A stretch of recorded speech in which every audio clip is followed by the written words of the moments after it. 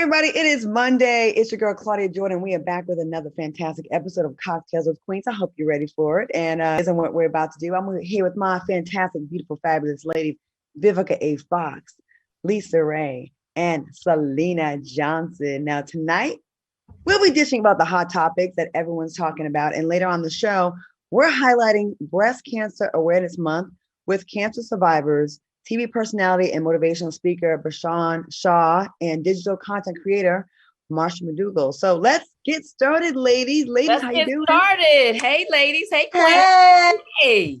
Everybody looks so cute in their pink. Representing, right? Right. Yes. I love that. We are so pretty in pink tonight. Mm-hmm. Okay. Mm-hmm.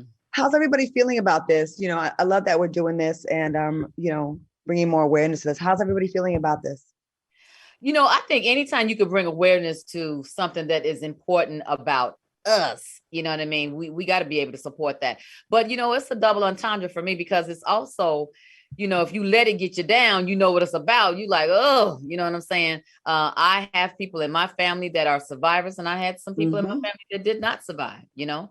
And so that's what I mean by, you know, sometimes if you let it get you down, you let it get you down, you know, but we got some wonderful people that we're going to invite to talk to us this evening that are survivors. And so they're, you know, keep everybody else's spirits up because they are survivors. All right. Vivica, have you, anyone in your family, has this touched your family in any way? Oh, absolutely. I mean, an acting coach of mine back in the day was diagnosed with breast cancer awareness. I'll never forget, very good girlfriend of mine by the name of Shelby died at 36 years old. She fought it for many, many years. And it was like she was in remission and she kept it from us. Like I didn't know until one time we went out to lunch when she finally, you know, had the courage to tell me. And she kind of moved her hat back and she's like, I've been going through chemotherapy. And I was like, what? And so then she got in remission and she was doing really well. And then it came back with a vengeance and it took her out and it left her husband and daughter, you know, without a mother and a wife. And that was the first time, you know, and that was over 20 years ago that I was like, wow, breast cancer can kill you. So the fact that we are here tonight to shed light on breast cancer awareness and to educate and let everyone know to go get their mammograms and educate is a beautiful thing. Mm-hmm. Thank you very much for that. Selena, any words on this? Well, it's just, you know, I concur. I agree with both Lisa Ray and Vivica Fox, and just really happy to be able to celebrate breast cancer. My sister is a 2-year breast cancer survivor. Well, she's 1.5 years. 2019, she was diagnosed in August of 2019, and it has not come back. She had it removed. It was stage 2. She had her lump removed, and it has not come back.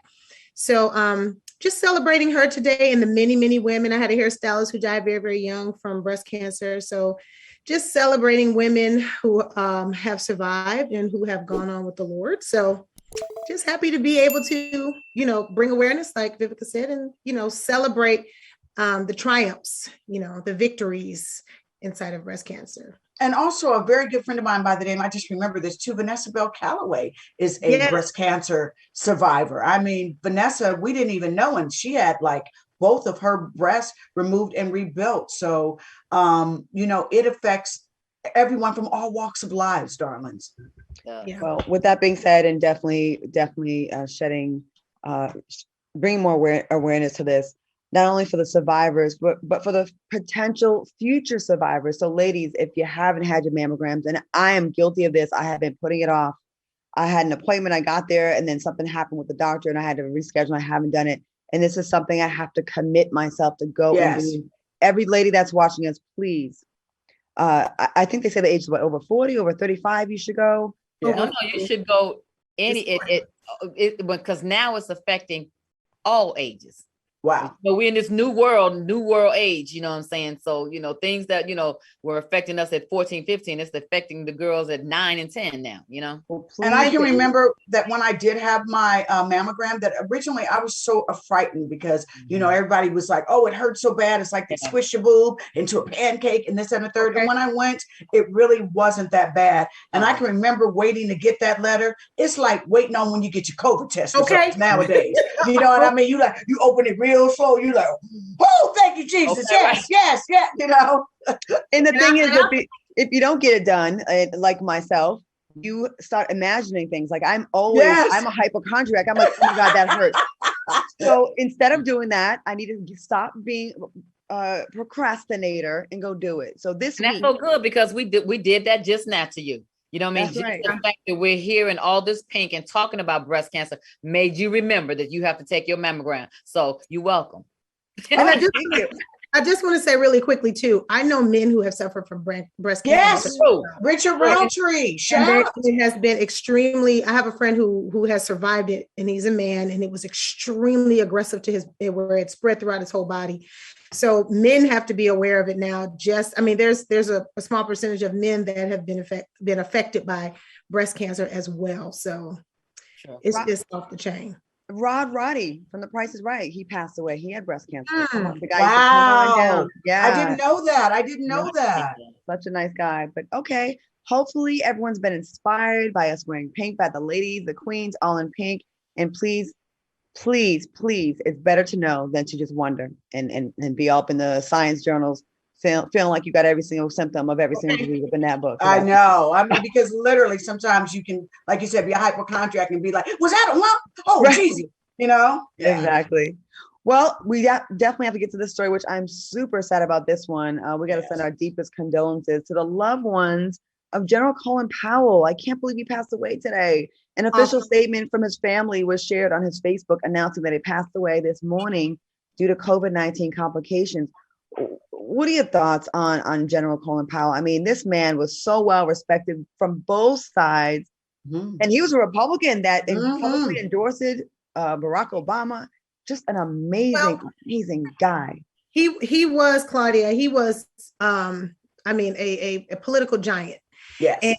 But he was suffering from cancer. Yes. He was vaccinated, but he was suffering. He had been suffering from cancer for a very long time. And he was 84 years old. Now, while it was 81, 84. No, he's 84. Wow. Yeah. He looks good. Okay. So if I just want to take it and look at the bright side, which is kind of borderline, it's wild, but 84 years old, he has really lived his life. I'm not saying that, he lived enough, because he could have lived to 100, and he really, really made an impact on society and really, really put a lot in to society. You know what I'm saying? He really lived a full life. He's going to be a staple for us. You know what I'm saying? So he was one of our smart Black men. You know what I mean? And he was a powerful Black figure for Black men. And here's the thing. Although we wish he was still around, 84 is not that bad. You know what I'm saying? He's lived 84. A full life. He's lived a full life. There's some people that's, let me tell you something. He didn't put a lot into this world. There's people that's living at 84 raising hell, that's living past 84 raising hell and causing all kind of foolishness in people's lives. He put real positivity in this society. And so I would like to think of it as he lived a good life instead of thinking, oh no, another tragic COVID case. You know what I'm saying? I want to think of it as, man, okay, Colin Powell passed, but we still will remember him, just like John Lewis and, a lot of other great Black men who have passed. He also represents the very last of the positive, to me, the better Republicans that were in the party when John McCain passed, and then here comes Colin Powell right behind him. They were the last few folks to give me hope, because the rest of them are all on that Trump train and with that quote. And he had his principles and morals. He's like, hey, I'm a conservative, but right is right and wrong is wrong. He wasn't tribal, where it was just about my party. And he had a lot of class, and a lot of these Republicans now that are left behind can learn a lot about how they should be moving if they just look at the works in the life of Colin Powell. Yeah. Amen. I absolutely agree with you 100%. I mean, he was literally, when he would come on TV, it's like it gave you like inspiration, you know what I mean? And he like you said, he never bowed to party, I've got to stick with the Republicans even if they're wrong, you know what I mean? And he wasn't afraid to go against the grain and vote for Barack Obama and let everybody and vote against Trump and stand up for what was right for the country. Right.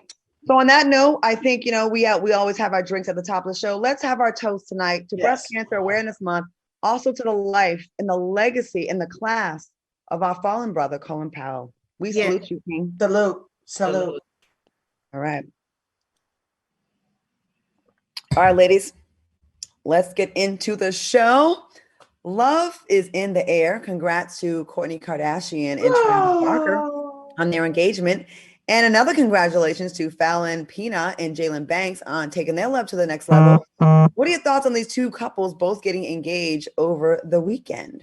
Baby, I am so glad that love is in the air. And that Travis Barker, let me tell you something. I had no idea that Travis Barker was that romantic. Did you all see the river of roses that this man had? I mean, this was literally something out of a fairy tale, that he walked her down to the beach and there was this beautiful heart-shaped, just, a reception of roses with candles. It was so romantic that it just literally melted your heart. And then Daddy, when I'm telling you, he put a ring on it. He put a ring on it that Lisa Ray would say, okay, right, let's do this. Because Lisa Ray will let you know if the ring ain't the right size. You got coming over here, and that ring ain't the right size. Baby, Travis put a moon on Kourtney's hand. Do you understand what I'm saying? A full moon at that. Not half one, a full moon. I think like what you said, it was just so romantic, because when the guy think outside the box, like we're the one that's romantic. We're the one that watches the romantic comedies and just be like fluttered and stuff. So when they bring it to us and give it to us like that, it becomes a staple memory of, oh my God, this is how our life is going to be. You're going to make me happy and I'm going to reciprocate and make you happy. And we're going to live the forever after, so I hats off to him. And I feel good about it. I love Kourtney. I do too. She is one of my favorite ones because she just keeps it real for herself. Like she just, this me, this how I think, and this how it is. And I like how she was with Scott for so long, but she didn't settle. You know what I'm saying? And even though they went through their thing, she tried. Scott proposed 1,000 times, but she was like, I want more for myself. You know what I'm saying? And wasn't afraid to go out and still, try her chance at something better. And I just really think that them as a couple, because you never know people's business, but from the outside looking in, they look like they're the cutest couple. And he has been through a lot too. Like that baby mama that he had was kind of, she was a little tough to deal with. She was tough. So the fact that he has really found true love, and so has she, he just looks like every time I see her with him, she just looks like she just smiling and giggly and like it's high school. Her and Megan Fox, didn't they do something to announce them or something? At the awards, yes. Yeah, I thought that was cute, just to be boyfriend and girlfriend to allow her to do that. I was like, something's gonna happen then. Yeah, they cute of Kourtney. Let's get into this. Kourtney and Travis. The fans are now flooding her ex Scott Disick's IG page with comments expressing their concern. Now, there's a couple layers to the story. Perez Hilton says, sending you prayer with the emoji hands. Another comment says, Scott, are you okay? Heard about the engagement, crying emojis. And another comment says, I still have hope that you and Kourtney will get married one day. Now, in addition to this, Travis Barker's ex-wife, Shayna Mogler, posted the following message after the engagement announcement: temporarily closed for spiritual maintenance. How do you ladies think Scott is holding up after the engagement? And what are your thoughts about Shayna's message as well? I listen, how long they've been together? Kourtney and God, don't they got like 2-3 kids together? No, the new guy. A year. How long her and Travis? It's been less than a year. Less than a year. They just started dating, yeah. Wow. So about a year. I can't say I have not found out within, I don't care if it was 5 weeks. If you have not found out that they have moved on, that's on you. Yeah. I don't feel sorry for y'all. You had your chance, especially Scott. He had a real long time. Like they was getting, and then he flaunted all kind of young girls that he was dating. Oh my goodness! Okay, but wait a minute, guys. Wait a minute. That's still what Lisa Ray was, because I was glad she threw it in his face. Oh Lord! But still, when you don't miss the well until the well run dry, and so now that this is in his face, he still can feel remorse and he still can feel bad. He still feel like, oh my God, his chance now is never. No. no one knows how he feels. They are flooding his, like, yo, she gone, what you doing? I mean, they were ruthless with it. Like they did the announcement and he was flooded with these comments on his page. So Yeah, Scott had a long time, but Shayna, I think the fans need to leave Shayna alone. Shayna Moakler was Travis Barker's first wife, his ex-wife. And I know her, she's from Rhode Island. She's a sweet girl. And she went through a lot with him.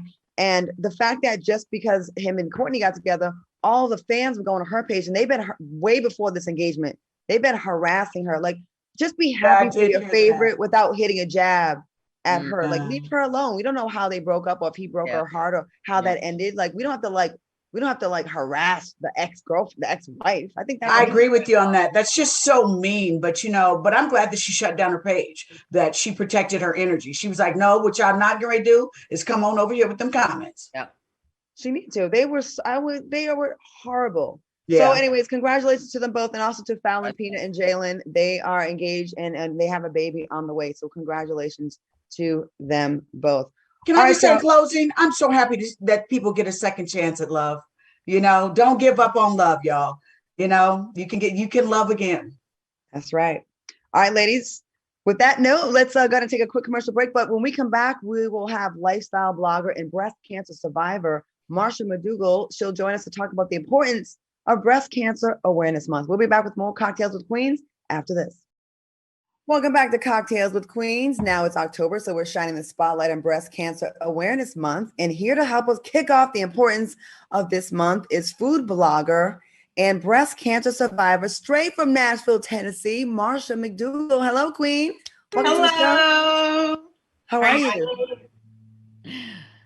Thank you so much for being here. We appreciate you. This is super important to us all. And I see you wearing your pink, so we all on the same page. Now, Marsha, on October 4th, you posted on Instagram that you've been breast cancer free for 5 years. You wrote, "Today marks 5 years since I heard the words, 'You have breast cancer.' On this exact day, 5 years ago, I was diagnosed with stage 2 triple negative breast cancer at the age of 32. Now you continued with, "Of course, I know my future always remains in God's hands, but for right now, I have a lot to celebrate and be thankful for." Can you talk about that? Yes. So on October 4th in 2016, I was diagnosed with breast cancer. But the interesting part about my story was before I was diagnosed, my mom was diagnosed with breast cancer. So about 3 months before I was diagnosed with breast cancer, she was diagnosed first. And so I was pregnant with my second child. And after you have your baby, you go back to the doctor for a follow-up to make sure, especially if you had a C-section, just to make sure everything's okay. And I remember mentioning to my doctor, "Hey, my mom just got diagnosed with breast cancer. Should I be concerned? Should I get a mammogram?" And my doctor said no. She said, "You're still young. So at this point, you don't have to be concerned. You don't have anything to worry about." So I left the doctor feeling, that, okay, I'm okay. And again, I'm 32 at the time. So about 3 to 4 weeks after that appointment, I'm breastfeeding my daughter at that time. She's 3 months old. I'm breastfeeding her and I feel a lump in my breast. And so immediately, just because my mom was currently going through treatment, immediately, I went to the doctor to have it checked out. And so they did a mammogram, they did an ultrasound of the area, and then they did a biopsy. And so I was actually on my way to Disney World for fall break with my kids and my rest of my family. And they said, "Hey, do you want me to call you with the results of the biopsy?" I said, "Yes. I don't care. If I'm at Disney World, just call me. I just need to know." Yes. And so they did call me on that day and said that you do have breast cancer. And it was stage 2 triple negative, which is a more aggressive type of breast cancer. So it was spreading really fast. So literally within like 2 weeks, I was in chemo. So I did chemotherapy. So me and my mom was actually going through treatments at the exact same time. Wow. So I did chemotherapy and I did radiation and a lumpectomy surgery. Wow.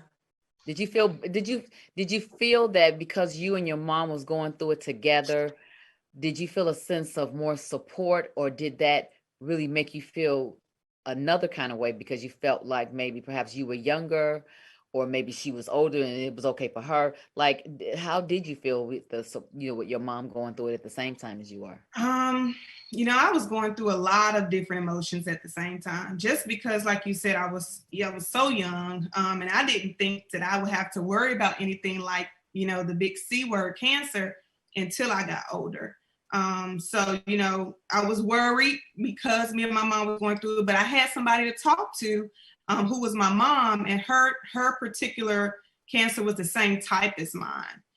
So she went through the same type of treatments that I did. So she could kind of fill me in on what was going on and what to expect. But of course, she was 30 years older than me. So, her actual process was a little bit different, a little bit harder than it was on me. But I went through so many different emotions, Lisa, especially having young kids and being worried that you're not going to be here for your kids. It was Let me ask this as part B. Did you feel like for just a second that she passed it down to you, that it was hereditary? Did you feel that for one moment? Maybe for a little bit, but then I got the breast cancer genetic test. So it's called the BRCA test. And it's a test that you can get to see if the breast cancer gene has mutated inside of you. And so I got that test more so for my own kids, just to make sure to see if it's in the gene. And the test came back negative for me. So yeah, that was kind of relief. Very good for you. Yeah. So I have a question, Marsha. So, being a mother of two, first of all, your baby now is 5, is the same age as you have been a survivor. And there's several, and you've gone through chemotherapy, and there's several different types of medications that you probably have to take to kind of maintain or ward cancer away, like tamoxifen or things like that. Did you have to take any ongoing medications? Because sometimes they say those medications prevent you from getting pregnant again. So how did it affect you from deciding to how did this affect your decision to get pregnant again? And did you have to stop breastfeeding when you found out that you were diagnosed with cancer? Great question. So yes, when I found out I was diagnosed with breast cancer back in 2016, I immediately had to stop breastfeeding immediately. So that was very disappointing, and that was very hurtful for me, but I just knew that I had to survive. So I was like, whatever I have to do. As far as the pills and the things that you can take to prevent it from coming back, I actually did not have to take tamoxifen. So there's different types of breast cancer. Mine, again, was triple negative. So there's different types of breast cancer that feed on the natural hormones in your body. So like estrogen, progesterone, or the HER2 protein. So when they do the biopsy, they test the cells to see if your particular cancer is feeding off of your hormones. Well, if it's not feeding off of any of those hormones or proteins, then you're diagnosed with what's called triple negative breast cancer. I mean, it's triple negative for all 3 of those. And so tamoxifen and some of those pills are for those who are positive for those hormones, where the breast cancer is feeding off of those hormones. So for those women who are triple negative, which actually triple negative breast cancer runs more common in African-American women. So for me, for being triple negative, I did not have to take any pills after I finished my treatment. So it was not going to hinder with me getting pregnant again. Now, you survived breast cancer not once, but twice. No, that's not me. I just survived once. I think that's I'm sorry. coming up next. I apologize for that. I'm sorry. No, you're fine. Yeah. I've just been through it once. Thank the Lord. And yes. I did have to wait a few years before we decided to have more kids, because, you want to wait to make sure the breast cancer is not going to come back. Right. So because if it does, then, it's harder to treat while you're pregnant, of course. What was it like when you got that call? Excuse me. What was it like when you got that call and they said you were cancer free?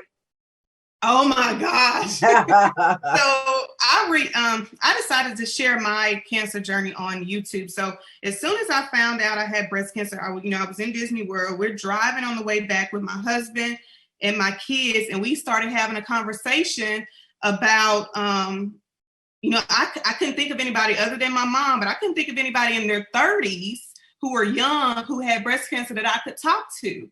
And, we kind of assumed that, there are certain subjects like cancer or like divorce or, things that are taboo in the Black community. Right. And we was like, why is that?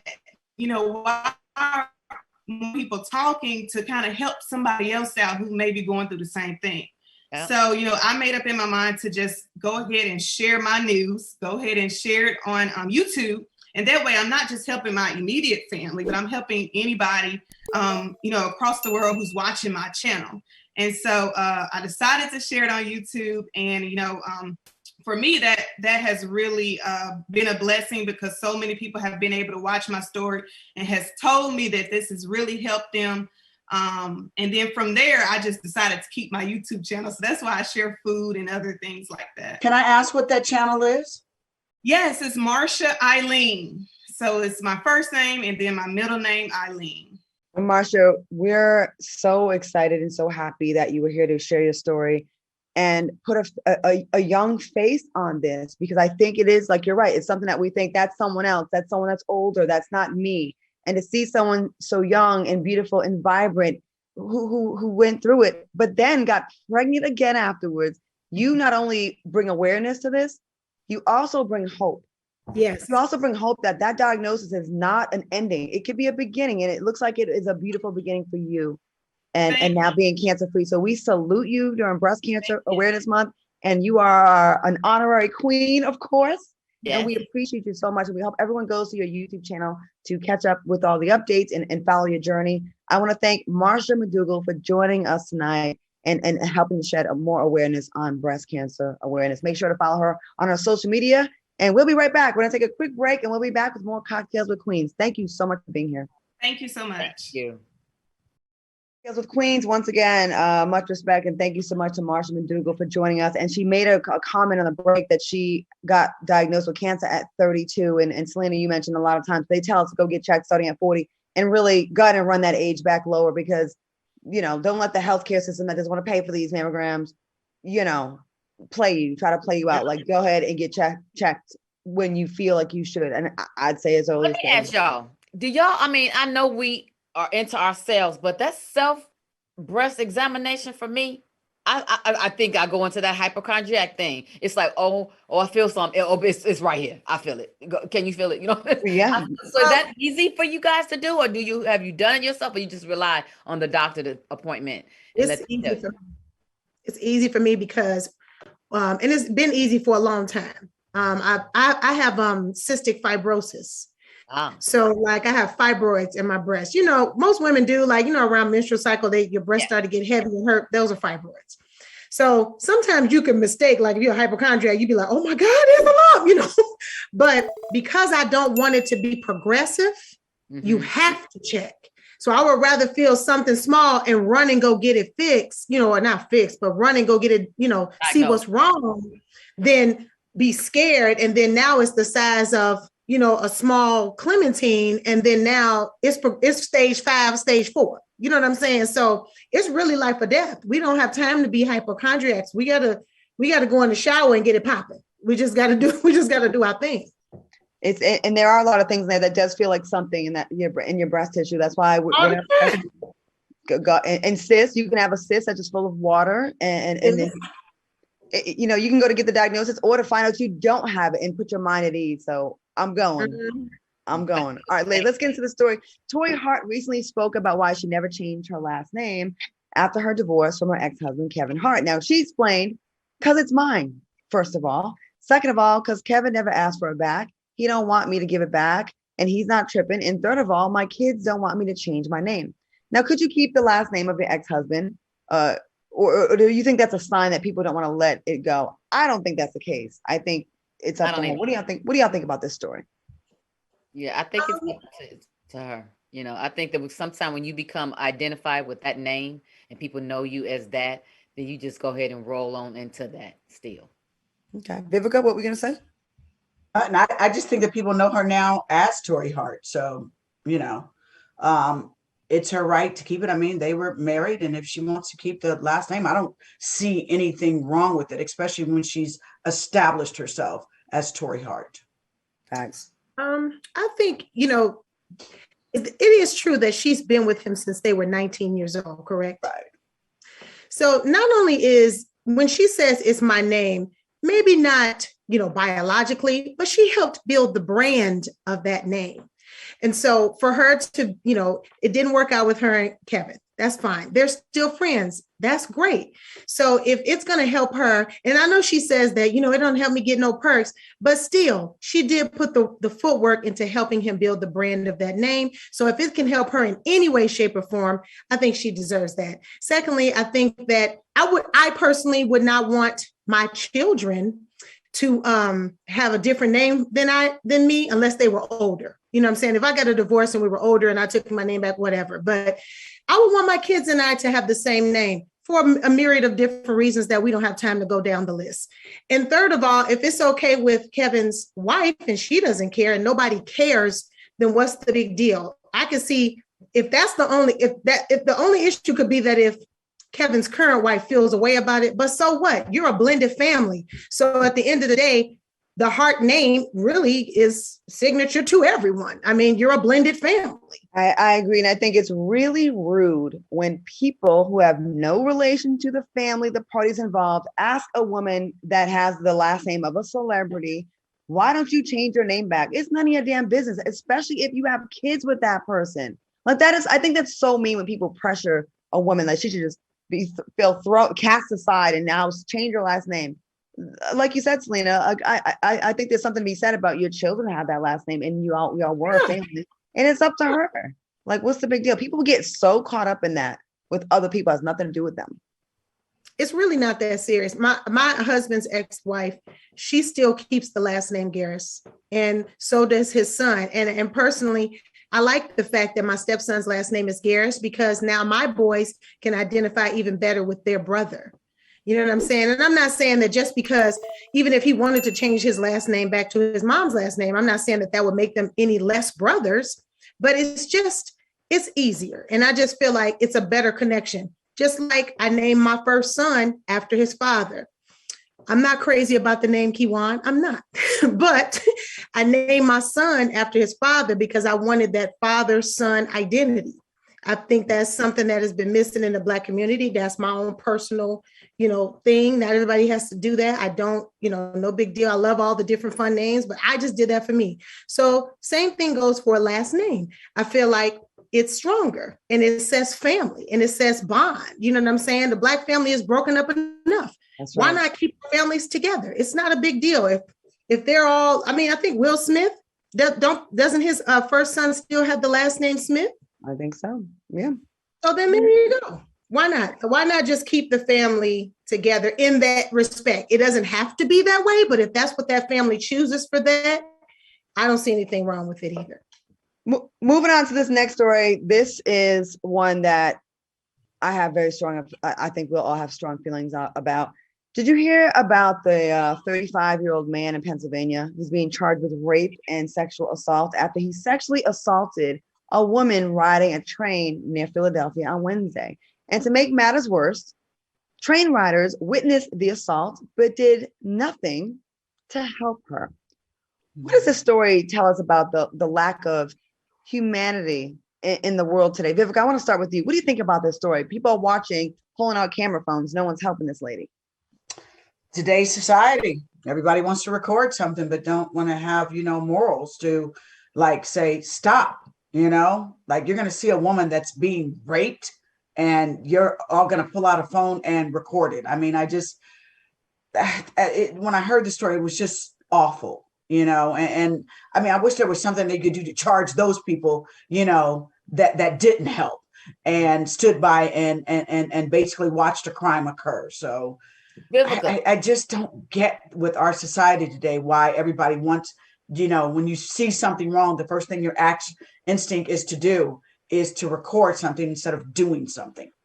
I feel like you feel the recording is just so downright just wrong. But I will play devil's advocate on this as well, because nowadays when people get involved, the tables turn and then you get killed, you get shot, you get hurt, you get pulled in and involved because no one has no regard and respect for anybody. So women like us that is older, that's not afraid to demand the respect, we would have automatically said, "What are you doing? Get off of her." You know, somebody call 911 while we're trying to distract, because it's an automatic. I think it comes with also with maturity, because you're right. Nowadays, society is to pull the phone out and only use it as recording and not just to dial. Why can't you do both at the same damn time? But can I counter that statement really quick, Lisa Ray? Okay, like let's say, for instance, the George Floyd situation. We were grateful that that young lady had the courage to pull out that phone and record it. Now, in that kind of situation where it's like, okay, the police may shoot you or something may happen you, but that's like watching a child being abused, watching a woman be abused, that your natural instinct isn't to help. Yeah. Yeah. I agree too with what Vivica's saying. Like with the police officers, you're scared that you'll get shot too, because at this stage of the game, they just shooting whoever, you know. But going back to, was this a Black woman, Claudia? This was a Black woman being raped. I think she was. Okay. So this is a shout out to Black men. I'm just going to assume, you know, I could be wrong, that Black men were there along with other Black women and white people and, you know, white men and white women, whoever. But if there were Black men there, when Black women take to the internet, or when we get on bullhorns screaming, protect Black women, protect Black women, when we do that, that's what the hell we mean. So the fact that you could, I don't give a damn who it was. I don't give a damn if it was Jeffrey Dahmer rape. I don't care who it was. I don't care if it was Jason Voorhees, Michael Myers.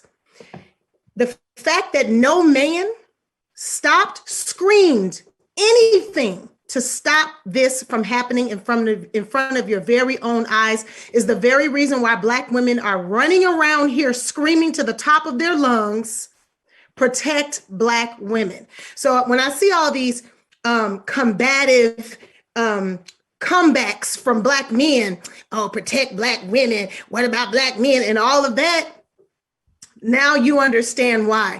Because women in general, and I always go Black woman because I'm a Black woman, because I live in a Black woman, you know, I'm in a Black woman's life, so I can't speak for other women, but just women in general, we're always the prey.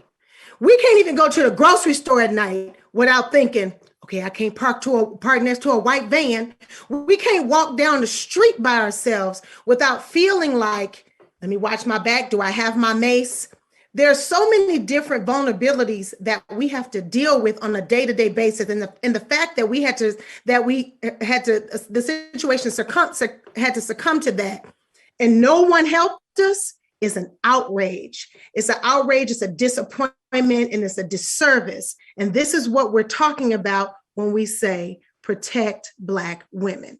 Now, had that been a white woman, no shade, not saying anything, I doubt that the circumstance would have been the same. That's just Selena's personal opinion. You can call me all kind of names after it on my page if you want, but that's just my personal opinion. We got to do better, people. The fact that we can't even be out in public with many people around and feel safe. You think, oh, if something happens to me, someone's going to jump in, and we're not jumping in. Black, white, everybody. Stop letting things like this go down. You see a woman getting raped, that could be a mother, your sister, and you want someone to help her. It's that simple. We're going to take a quick break. When we return, we will continue to highlight the importance of Breast Cancer Awareness Month with business coach and breast cancer survivor, Rashawn Shaw. So stick around for that. We'll be back with more Cocktails with Queens after the break.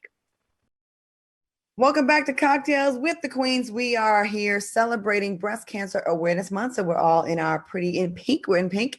And let me just talk to you about our next guest. Now, she's a 2-time breast cancer survivor and one of the most sought after international motivational speakers in the business.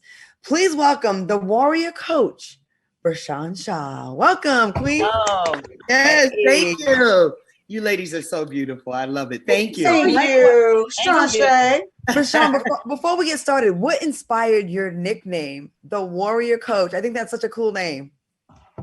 You know what it was? Like literally, I used to come into chemo with like red pumps, red lipstick, a fur. I was like, I am beating this. I am not coming in with a sweatsuit. I'm not coming in, with a headscarf, depressed. I was just like every day, dress up, Bershawn, dress up and show up. That's what I said every day.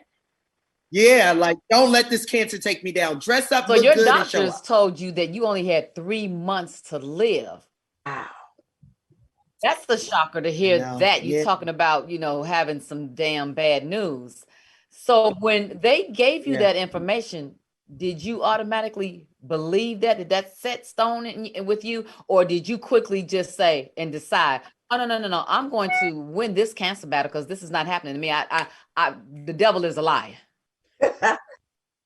Yeah, you know what's so funny, and I'm glad you said that, because I remember talking to the doctor, and I was like, "What can I do?" Like, you know how you're just shocked? I was shocked.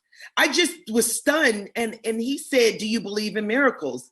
And something inside of me said, "You know what? Hell yeah, I believe in miracles. I believe in miracles. I believe in God, and I'm gonna see you in 10 years, and I'm 12 years cancer-free." Yes. Yeah. I mean, you just had to get it in your mindset. Like I had to get it in my mindset that everything I'm going to do, I'm going to do. I love that. You have such a wonderful warrior spirit. Now, you also have an app. Tell us about your app and how your app can help women in the midst of going through their cancer battle. How can this help them? Yeah, no, thank you. Oh, yeah, thank you. So the app is called You Are a Warrior. It's a mental health app. So it's spelled the letter U, the letter R, the letter A, warrior. So it's everything. So I wanted to do this because when I was going through cancer, I was depressed. I was lonely. I was sad. But we as Black women, we want to be strong. We don't want to tell anyone. We want to make it seem like we can do everything when I was really living a lie.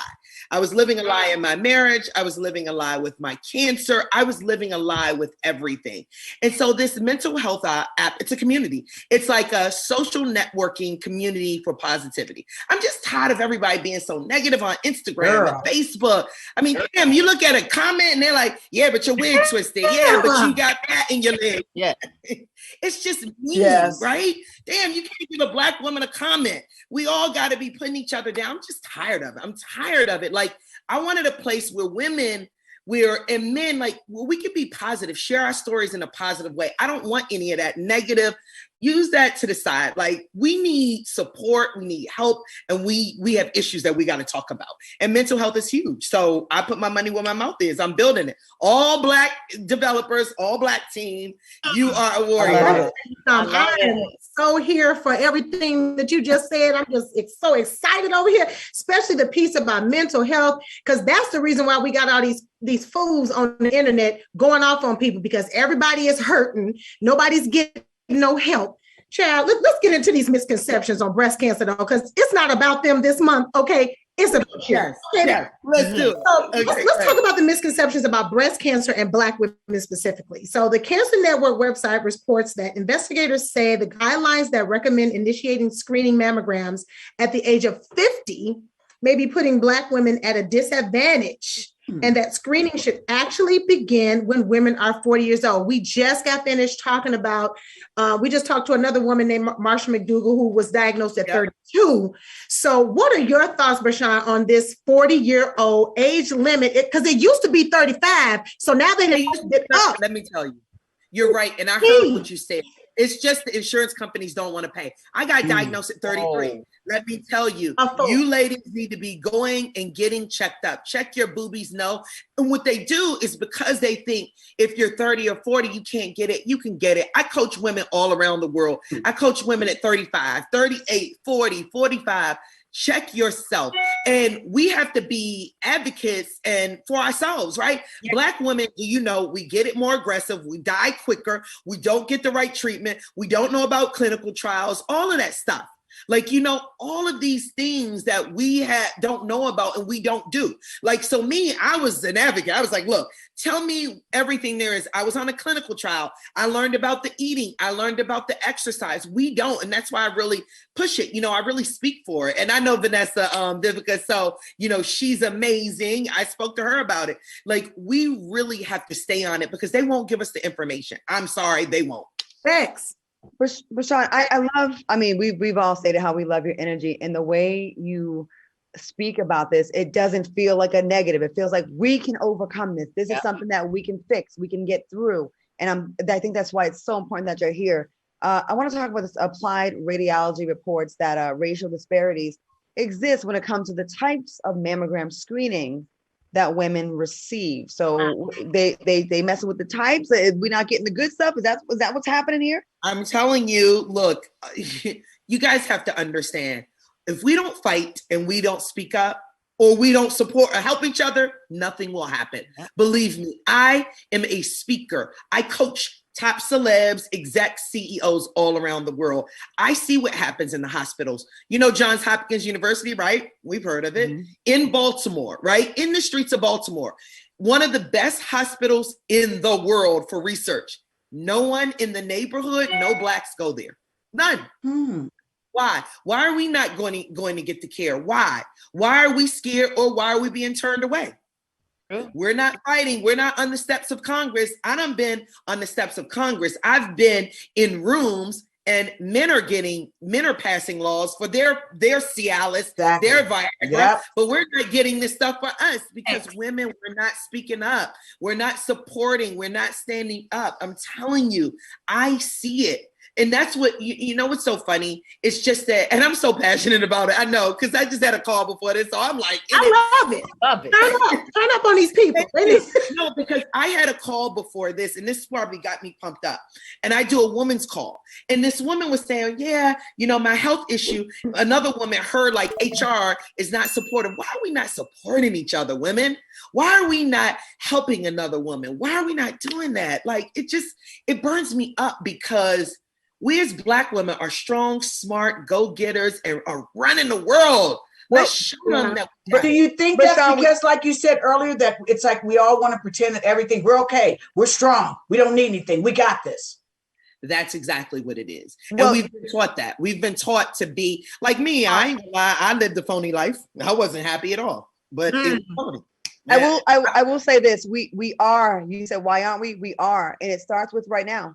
Yeah, it does start with right now. You're here today and you're showing us that you can overcome this thing and help others and be a voice. You're here speaking about this so eloquently. You are doing what you're saying that they're not doing. You're doing it. So now we're going to go and carry the torch and improve and we're going to carry this and build upon what you're doing. So I want to love this though. I'm gonna challenge y'all when my mental health app come out. Don't be acting like you don't know. You are a warrior, okay? When I come for you, my team, don't be like, oh, Rashawn, who? See, you need someone like you for the example, because I can tell in your spirit the passion that you have. Absolutely. And you have that voice that is commanding, and so you need to be able to believe the person that you're listening to.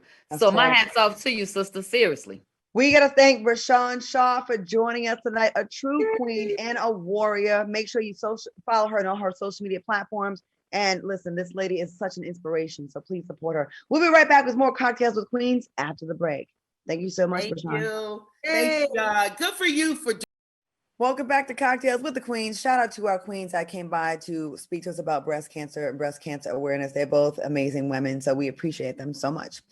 All right, ladies, I didn't want to talk about this story, but you know what? We got to talk about things when it make us look bad sometimes too. And by us, I say us as a people. Real quick, we got 2 minutes. Howard University students are protesting and pushing the university president to meet with them regarding Howard's campus housing crisis, tuition hikes, lack of COVID-19 testing, and other complaints. Students are specifically pointing out water damage and mold in their rooms and saying despite reporting these problems to the university, there's been little change. Now, Howard's tuition for students who choose to live on campus is close to $50,000. Also, it's not in this story, but there have been reports of complaints of rats and roaches at the university. 30 seconds each. What y'all think about this? I think first of all that if you got some rats and roaches or whatever, that is the kids, because you got to be able to contain and keep your surrounding areas clean. And it comes from home training, and then when you leave home, you need to take that manners with you. But for tuition to be that high and everything should be included in that, they should not live in those kind of conditions, because mold can kill you. And I think that's a shame that Howard, being such a renowned college that is a stand-up college, that they are being pointed the finger at, and they ain't doing nothing about it, because this is not the first time. They have been telling them before, and they still haven't done anything about it. I commend the kids for standing up and saying, hey, what you gonna do about this? Because we done told you and we telling you now, and we protesting, and we gonna let everybody else know, and they're using social media, and we talking about it. How we get it together. And I want to know, where are all these huge donations that lately that they've, been getting? A lot of the HBCUs have been more than ever getting huge donations, whereas before it was like, they kind of didn't get the donations and the money and the notoriety that some of the bigger colleges did. Where's that money going to? Y'all need to make sure that y'all got people coming there cleaning up, and Terminex and them coming through and okay. Right. Selena, you got the last comment. I got one word, child. Well, it's really two. Lawsuit. Okay. Mold will put you in the hospital and can kill you. Mold is a law in a suit. Okay. Ladies, I want to thank you all. Lisa Ray, Vivica H. Fox, Selena Johnson for joining us, and also Brashawn Shaw and Marsha Mcdougall for joining us tonight. Make sure you watch us on YouTube. Stay tuned for Fox Soul's The Black Report up next. Ladies, I'll see you next week with our Halloween celebration. Yeah. Can't wait to see it. All right, y'all, ladies. Peace Bye. out. Bye, Queen. Bye.